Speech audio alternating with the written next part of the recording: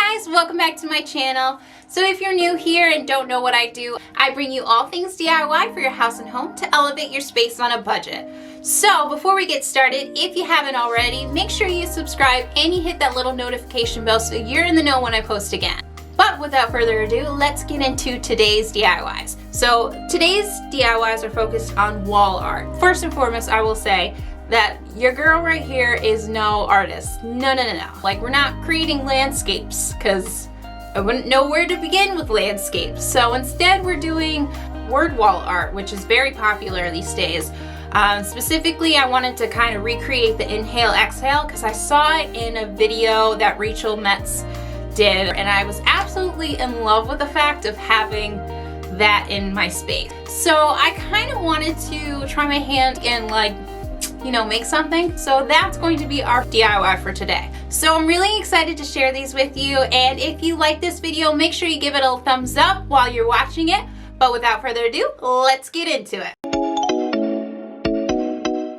We're going to get started with the word wall art piece. If you're not familiar, some hardware stores actually have these project panels that you can buy. So these project panels I actually got at Lowe's.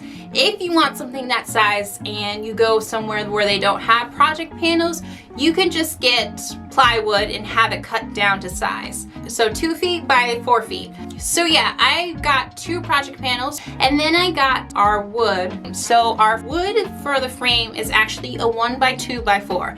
So 1 inch by 2 inch and 4 feet long.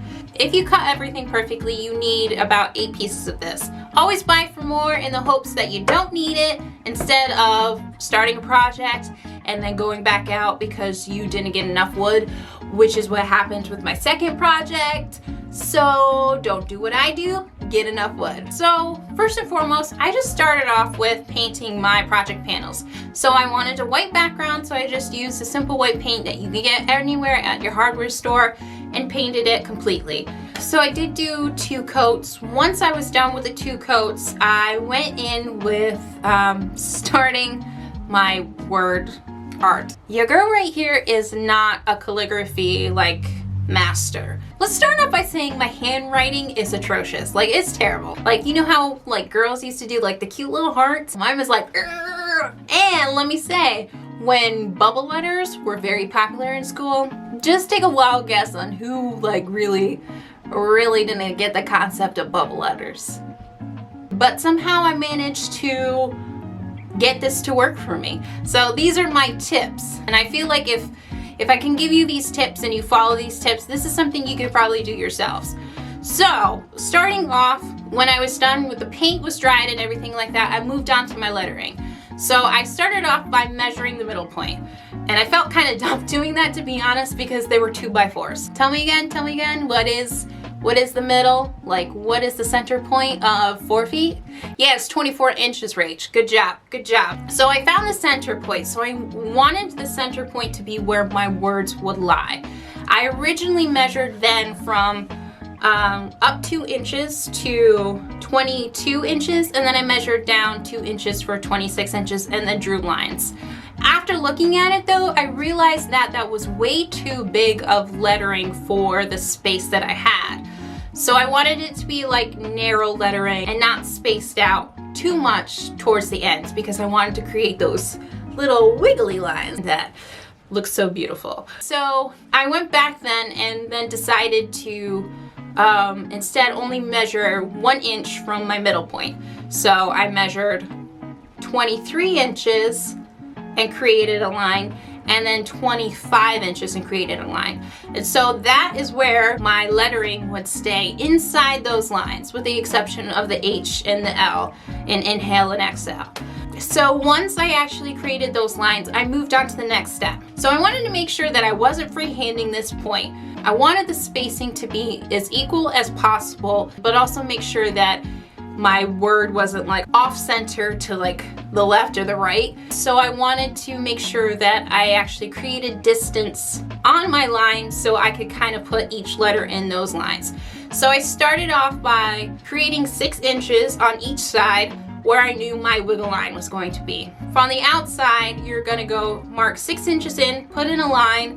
From the opposite side, you're gonna mark from the 18 line, put a little mark, and then in between, you're going to go every 2 inches and put a line until you reach the 18 inches again. So we've created those lines. Now we're going to do our best to create our letters. Using a picture that I saw online, I did my best to kind of just look at it and recreate it. If I don't like the line, I retrace. And that's a great thing about pencils because you can retrace it. And I would say my tip to you is kind of focus on one part. Just focus on what you need to do in order to get to the next letter into the next step. Once I finally traced all of that, I started to erase all of the lines that I created. But once the lines that you no longer need are erased, you can go in with your paint pen. Now, I absolutely love paint pens. Paint pens like saved my life. That might sound a little dramatic, and yes, it definitely is, but like, I am terrible when it comes to using actual paintbrushes. Anytime I need to write something, it's always with a paint pen. If it's your first time ever using a paint pen,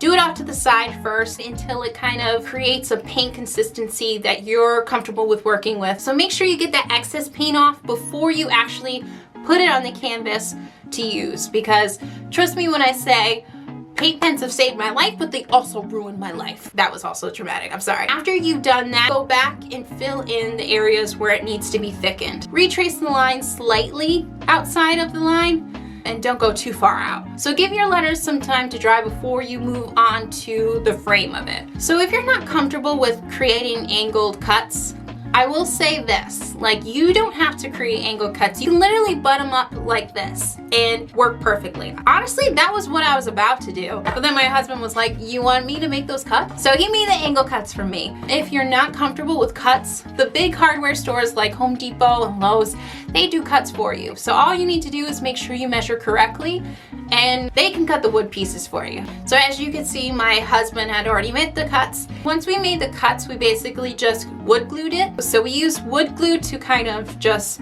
coat the wood piece, and we put it on top of the canvas. Once we put it on top of the canvas and moved it in the right position, we just put our clamps on top of it to make sure it stayed secure while it was drying. The wood glue maybe takes like a couple hours to dry, but I definitely made sure mine waited overnight. The last thing I had to do was to put some mounting hardware on it. But other than that, that's basically it. So let's see it.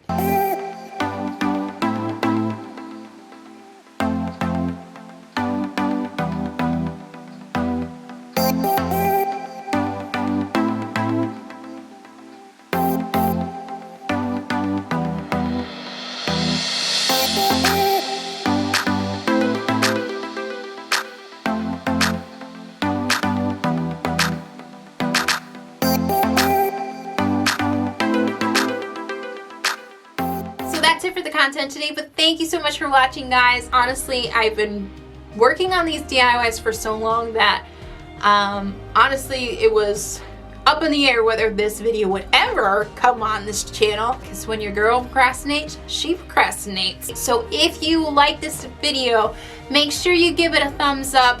I'd really like to see kind of like one video of mine, just maybe one, just one, explode with a bunch of likes. Like, I would love that. And if you're not already subscribed, make sure you're subscribed. I'm really excited for you guys to see all the upcoming DIYs, so make sure you're subscribed. And I'm super happy that I got to bring you this one, so I can't wait for the next one, guys. So see you in the next one. Bye, guys.